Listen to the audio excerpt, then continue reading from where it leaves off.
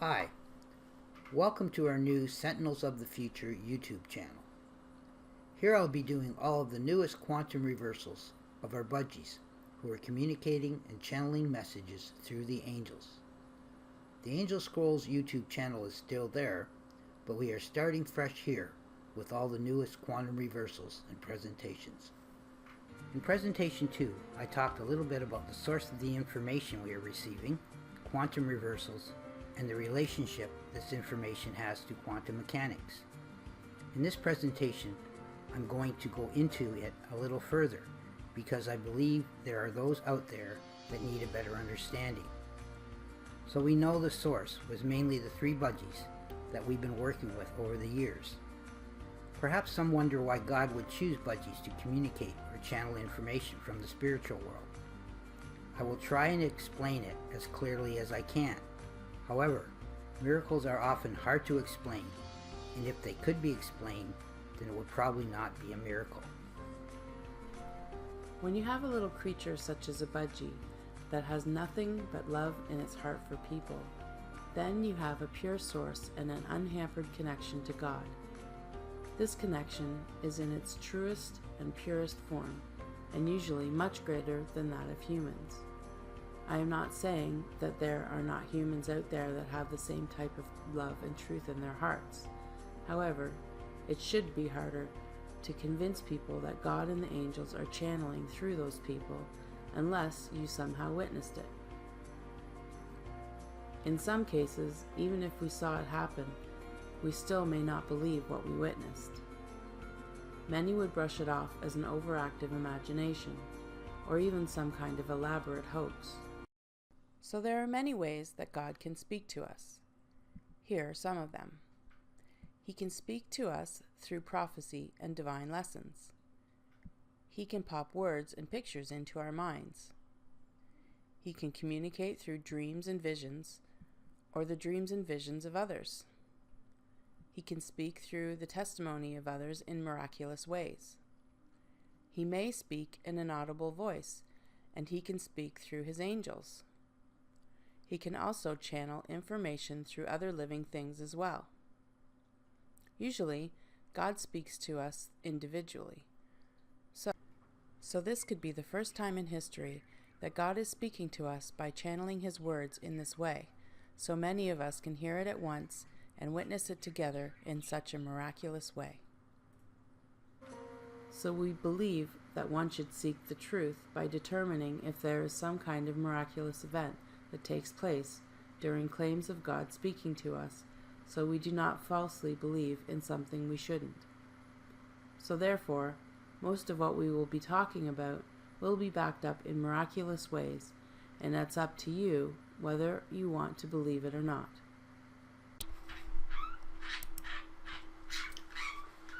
Take for example our new budgie Simon, who we've had for less than a year. You'll probably hear him in the background of this recording quite often. His interactions with us and other creatures are shining examples of love in its purest form. So far in his life, he has made friends with a dying small bird that fell from a tree and broke its wing. Unfortunately, the injury was too bad and it did not survive, but Simon comforted it during its short stay with us and showed compassion towards its suffering. You could tell he was very upset the next day when the bird was gone. About 2 weeks ago, we got a baby guinea pig, which is now in the same room as Simon. Just yesterday, he had his first encounter with him by flying down to his cage and trying to interact with him. The guinea pig was very nervous in the beginning, but Simon was persistent and leaned over while he was clung to the side of its cage and touched it with his beak on the nose. Within a few minutes, he was down at the bottom of its cage interacting with him. We named the guinea pig Oreo. One of the first things Simon did was pick up a piece of hay that he saw Oreo eat before. He twirled it around in his beak for a while, and then he took it right over to Oreo, lifted his beak, and tried to feed him. He did this more than once, and spent much time with Oreo in his cage that day. If you think about it, it's hard enough making friends with us humans, who are about 1,000 times bigger than they are, and it takes a lot of courage and desire to interact with us. Likewise, a guinea pig has a mass weight of at least 20 times the size of a budgie. And for him to get enough courage to go up to him in the first place, like he did, would be like a human walking up to a dinosaur. So not only are budgies loving, they are extremely brave, and Simon demonstrated he is gifted at sensing the guinea pig was not going to hurt him. It is also probable that there is already some kind of hidden communication going on between them that allows them to trust each other so quickly. Today Simon has already visited Oreo many times and waits for him to come out so he can get as close to his new friend as possible. He even preens him and eats with him, trying some of the vegetables that he has refused to eat before. I'm sure his bond will only deepen in the future, and Simon may even teach Oreo a thing or two. In this next part, I'd like to discuss how the quantum world and reverse speech are metaphysically connected. If we do a little research in quantum mechanics, we can have a basic understanding of some of the weird and seemingly impossible things that happen in the quantum world. In reality, all things created by God or a higher power have atoms and particles that highly resemble universes within them. Even scientists are beginning to agree that multiverses do exist. As it goes, Einstein's theory of relativity and Werner Heisenberg's, Max Born, and Pascal Jordan's theories of quantum mechanics differ from Einstein's findings, and that is what makes it so hard to comprehend. Even though they have contradicting laws, modern science openly searches for similarities between the quantum and cosmos worlds to discover secrets of the universe. Here are some of the basics of quantum mechanics. Both living matter and lifeless matter function under the same laws of quantum mechanics. The laws of quantum mechanics include that when we look further down into the smaller realm of atoms and subatomic particles, the laws are much different than they are in our physical reality. In relationship, a small budgie weighing 40 grams weighs about 2,000 times less than a 150-pound human. So that could mean they are much closer to functioning according to the laws of quantum mechanics than a human would be, and they can see, hear, and sense things that we as humans cannot. I propose this relationship allows them to understand the laws naturally. It's a widely accepted fact that birds have a sixth sense and have basic survival skills that come to them naturally from their understanding of Mother Nature. We believe quantum mechanics is the force that drives Mother Nature.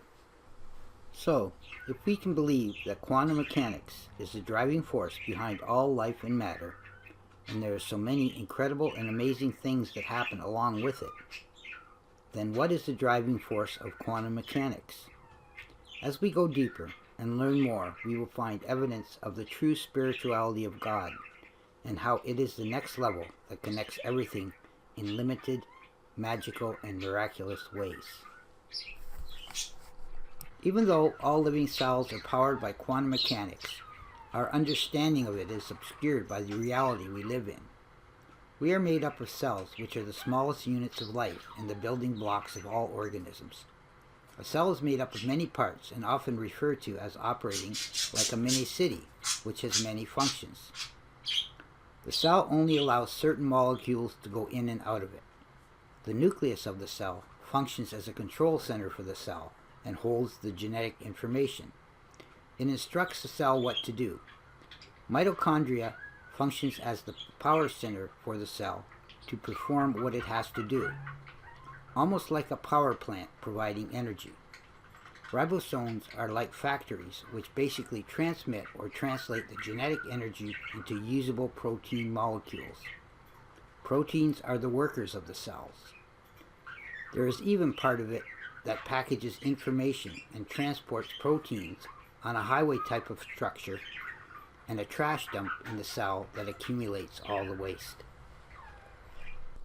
It's widely known that DNA carries an incredible amount of information, and if you had one drop of blood, the information it contains would be similar to having a stack of books which reached from the Earth to the Moon. At the quantum level, it has 23 pairs of chromosomes packed into a nucleus within a cell. DNA controls the form of every living thing. It is self-replicating and self-repairing. DNA intertwines and forms a double helix and often looks similar to a wave if you laid it out flat. Almost 40 years ago, I was amazed when I found out that an atom resembles a solar system with a nucleus or sun in the middle and tiny planets, electrons rotating around them in a fixed orbit. Strangely, scientists found that if you heated an atom, the orbits of the electrons became agitated and they would leap instantly from one orbit to another like there was no space in between. That would be like the Earth jumping from its orbit to Jupiter's orbit instantly. Often they would find that they could actually be in both orbits at the same time until the actual leap took place, almost like they were self-replicating, and then moved. So this is just one of the properties of quantum mechanics that does not live in the same reality as we experience in the physical world. One of the weirdest qualities of quantum mechanics, and this is where it gets interesting, if two particles, electrons, protons, etc., are close enough together, their properties can become linked and they are entangled. As a result, they will begin to act the same. The difference being one would move in a clockwise direction and the other in a counterclockwise direction, or in reverse of the other. Even when you separate them, no matter what distance they are apart, they will still act the same and move in an opposite direction, as if one knows what the other is doing. If you interact with one particle and change its direction, the other will change at exactly the same time, with no known connective properties in between. Einstein called this spooky action at a distance, and even he had trouble wrapping his head around it. Another law in quantum mechanics is one that is highly interesting and explains much of what happens to the recorded wave files that I work with. Scientists have found that often particles, which are solid matter, will act like wave patterns, and wave patterns will often act like particles. Some even act like both wave and particles at the same time. Sound is produced by vibrations and are invisible forms of energy that can penetrate through substances that transfer from particles to particles. Even emotions can cause vibrations and cause wave patterns within the human body, and emotions can directly affect the structure of DNA. Similar to sound, light waves are the electromagnetic waves with slightly different frequencies that produce different colors. Both possess similar properties and yet have many different properties as well. Similarly, sound and light have many different frequencies that we cannot see or hear, but light is often extracted by solid objects and sound can mostly move through or around them. The most famous experiment to do with the movement of electrons was called the double slit experiment. In it, scientists created a wall with two small slits in it and shot electrons at it. They suspected that the electrons would land and go through the slits directly behind them in the slit areas. However, they found that there were electron hits in places behind the wall where there should not have been, and time after time the result remained the same, showing that the electrons were moving in a wave-type pattern and could combine or even cancel each other out like a wave of water. The peaks and valleys of the wave pattern created a series of strips, which is known as the interference pattern. Something else that is peculiar is a probability wave. It was discovered that the size of the wave in any location predicted the likelihood of the electron being found there. However, where the wave was big did not mean that most of the electrons were there, but where the electron was most likely to be. The location of the electron itself seemed to be in a jumble of locations. If you do not actually know where the electron is, you can calculate the likelihood of where it would be in any particular space and time. So using the probability wave equation, they can predict with great certainty that 33.1% of the time it will end up in one spot and 7.9% it will end up in another, etc. For me, this becomes quite interesting as I've been working and looking at wave patterns for many years and analyzing the information that has passed through them. Often it seemed to me that when I heard it in one location, it was not necessarily what I heard in the same location the next time I analyzed it. Sometimes it would change, and I could not figure out why. This law can also affect the translations, as you will find that some words are very hard to understand, and there were times that I had to use the probability factor to determine what was being said by the budgies. This is similar to the way some scientists have deciphered the Dead Sea Scrolls when they found parts of the parchment missing. Try to remember that even though I was listening to recorded messages, the waves were still projected into my ears, and they carried electrons that had an impact on what we were hearing. The final law of quantum mechanics that I'd like to talk about today is probably my favorite.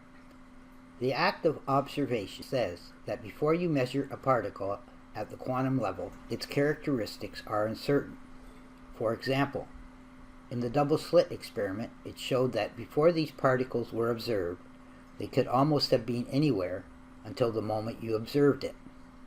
At that point, the uncertainty disappeared. So, the actual measurement of a particle forces it to select how it will act. In other words, the nature of reality is a little bit fuzzy until it is observed and it stabilizes. It is speculated that perhaps our thoughts have an ability to change how particles react and form patterns. The result may also depend on the amount of passion and time one puts into observing things at the quantum level. Over the past 20 years or so, I have spent thousands of hours listening to and observing wave files. To me, I find that it is quite interesting that no one else has discovered the hidden messages that are in budgie speech in both forward and reverse to the extent that I have.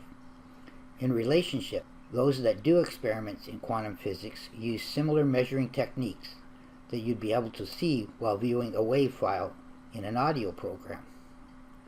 Once the wave file is split in reverse, the reverse particles may be taking on similar properties as they do in entanglement.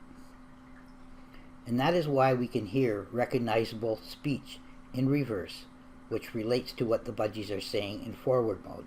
All the uncertainty and fuzziness in the quantum world seem to vanish as things increase in size.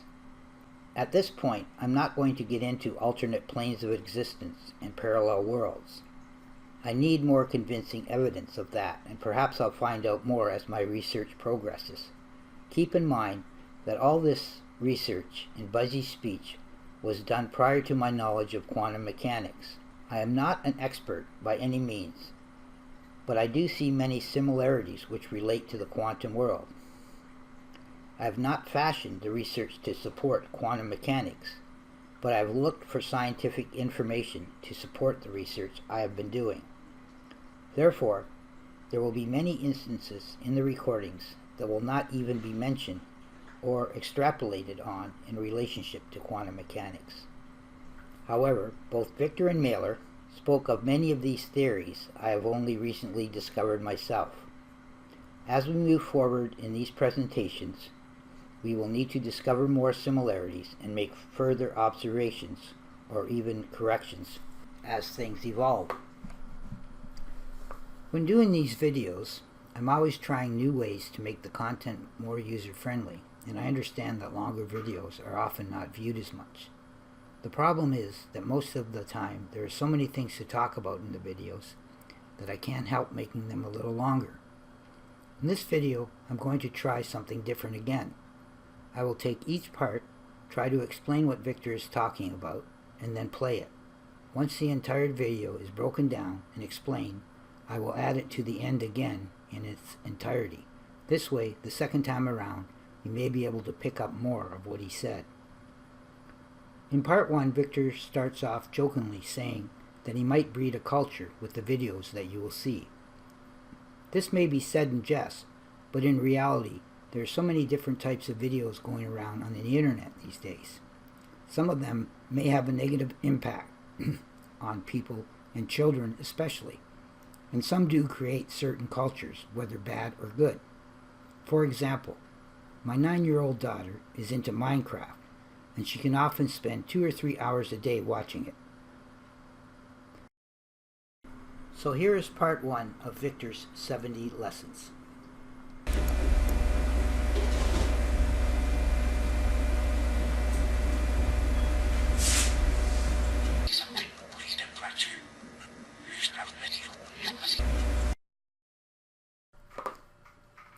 In part 2, Victor says, like a jury would think I'm supposed to be bosh like their budgie. If he, meaning their budgie, started showing this dialogue, they'd have to enlist their doctors. It's interesting how Victor used the word bosh. I never really knew what it meant until I looked it up and found it means talking nonsense or empty words. So it was used in context quite superbly. I also looked up the word dialogue just to see its entire meaning and found it fit perfectly as well. It means a conversation or exchange of views. So in the reversal, which he actually finishes in the forward part of 3, he is saying that if people who judge him had a budgie that was conversing like him, they would probably want to see their psychiatrist to make sure they were not imagining.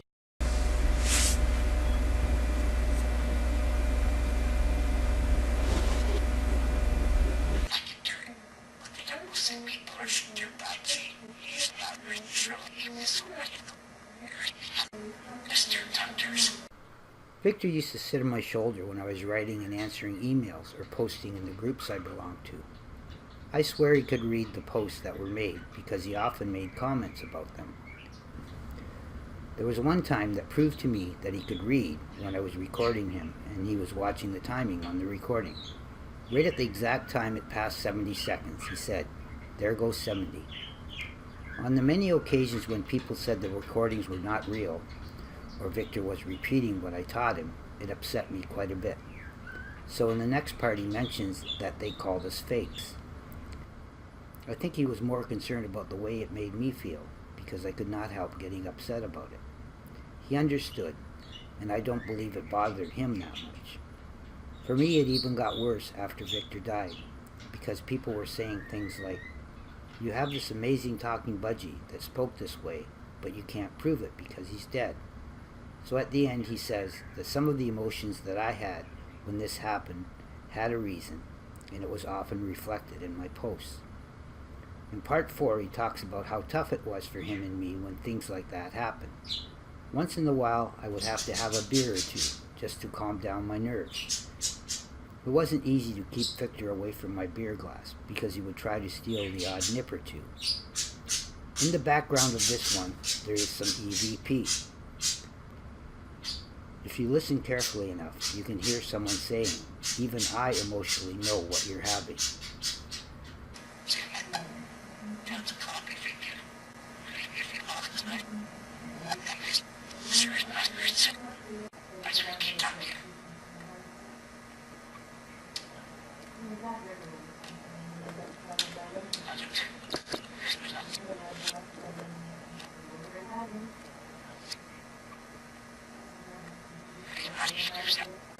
After listening to the last part again, perhaps Victor said, "They argued with him instead of we are with him."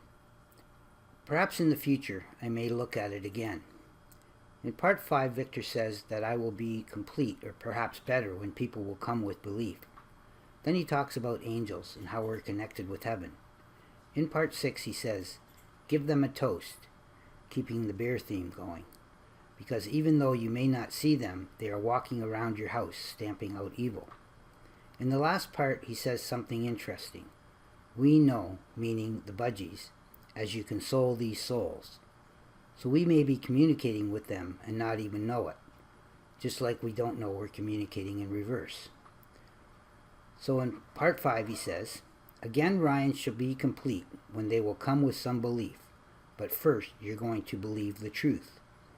Soon you will know for sure how to find angels and begin talking with heaven. A toast goes to all them walking around your house, stamping out evil. We know as you console these souls."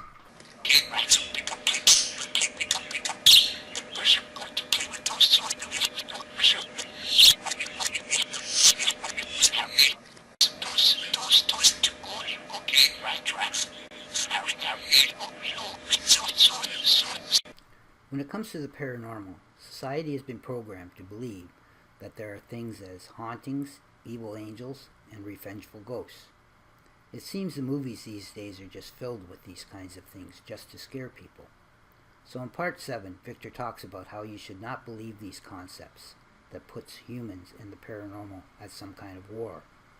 He also mentions how we are all blessed with a spiritual body that God gives us, which helps to prevent us from so much suffering. Lastly, he says that God gives us wisdom to help us resist this evil that can cause us so much pain and suffering. So in part 7 and 8, he says, don't believe all the concepts that puts us at a big war. We've all been blessed with a spiritual body, and we are given much to save us from suffering by God. God can help us, and then there's some EVP that says, give you wisdom to resist all the evil.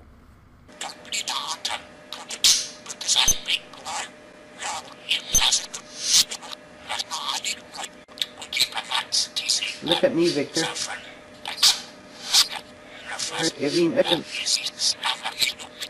In the next part, Victor talks about learning the truth and how it will show you the way to heaven. I wasn't sure what he meant by belied here, so it's another word I had to look up in the dictionary. It means to give a false notion of. Perhaps you're wondering why the angels want to help us. Victor explains that our love is needed in heaven, and that is the key. He also says we will all have the right to go, and there will be loved ones waiting for us there. So in part 9 and 10 he says, I'd like to promise you, once you know what's belied the truth, you're shown the way to heaven. We shall need in heaven your love, and you'll have the key. Actually, all will have the right to come. We know that another love you'll find will be waiting for you. Look at me.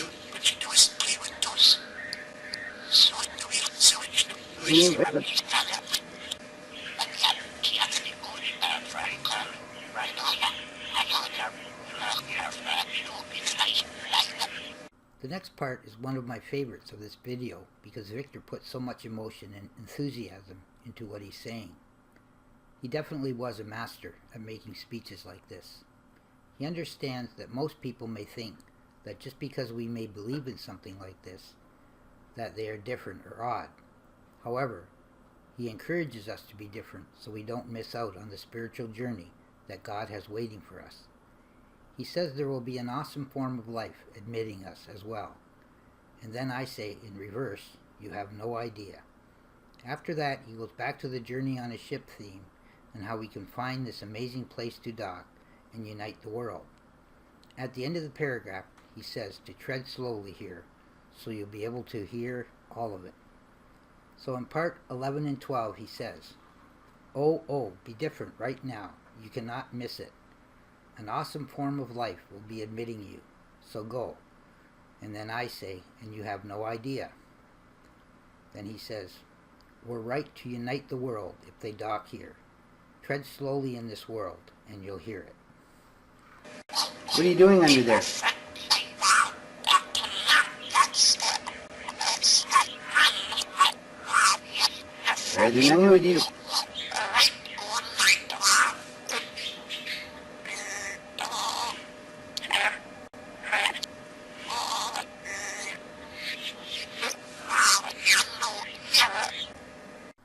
In the last part of this video, there are some remarkable things happening.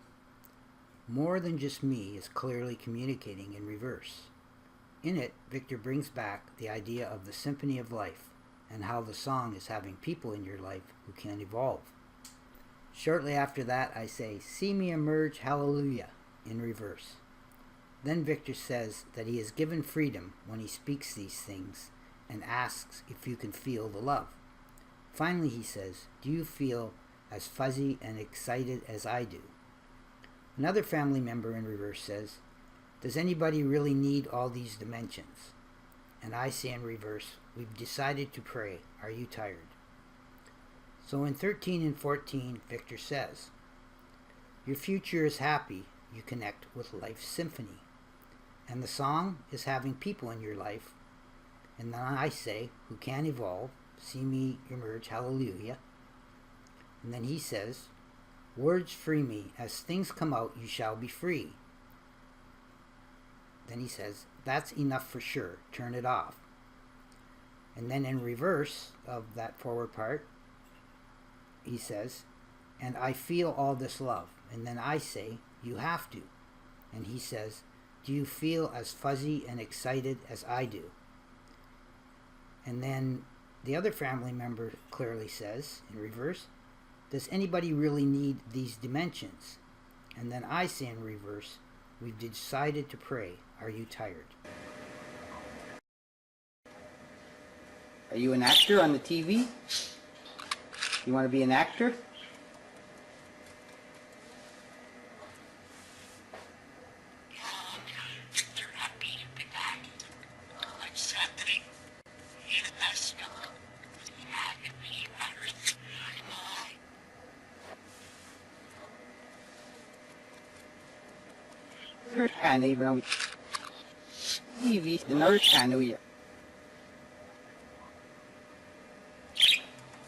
You're happy, are you? What are you happy about? See yourself on the TV, is that why you're happy, Victor?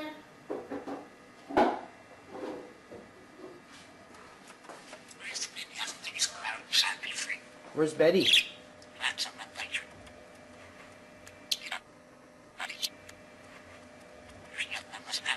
He'd observe.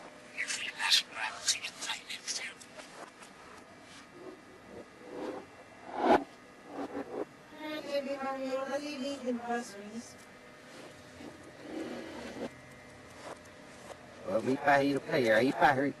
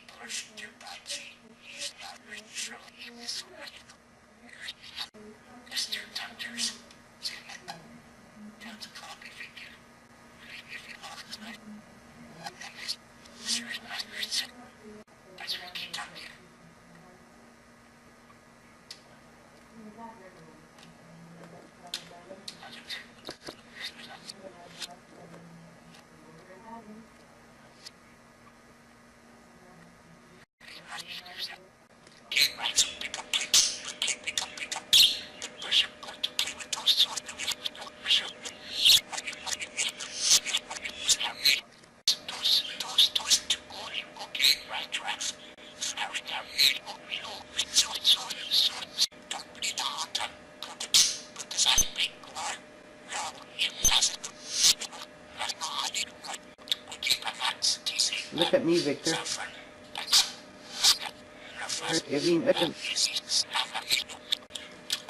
Look at me.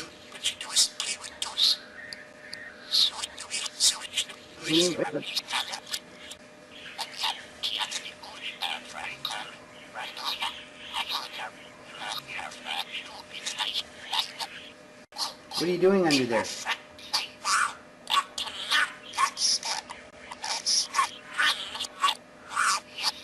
Pwede nang hindi.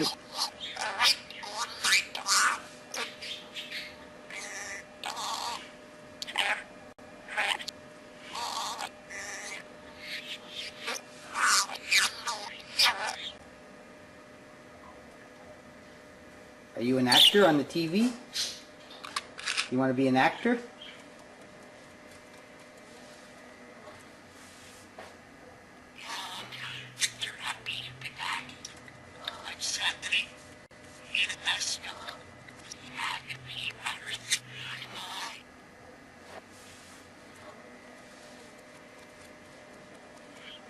Even TV, the nurse channel. You're happy, are you? What are you happy about? See yourself on the TV, is that why you're happy, Victor?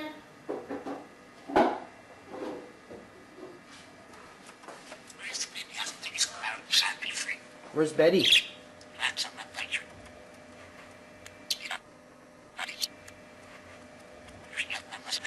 He lives her.